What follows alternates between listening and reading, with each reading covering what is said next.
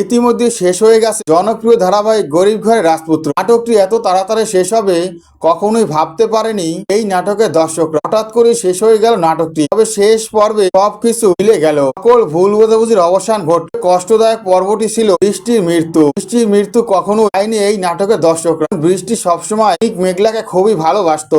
এমন পরিণতি ভাবে সহ্য করতে পারছে না এই নাটকের দর্শকরা। এক হয়ে গেছে নিকো মেঘলা। সকল ভুল বোঝাবুঝির অবসান ঘটিয়ে পর্বগুলো দর্শকরা খুবই এনজয় করেছে। হঠাৎই বন্ধ হয়ে গেছে এই ধারাবাহিক। খুব শীঘ্রই আসতে যাচ্ছে দুই পৃথিবীর রাজা ধারাবাহিকটি আরো জমজমাট হবে।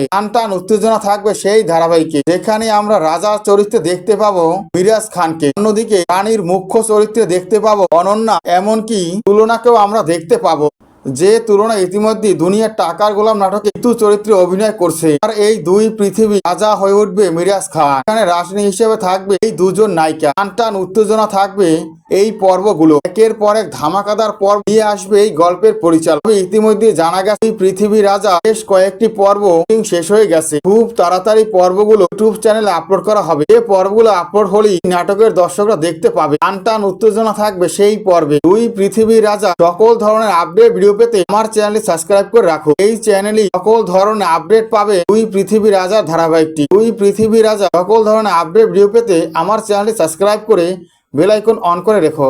ধন্যবাদ।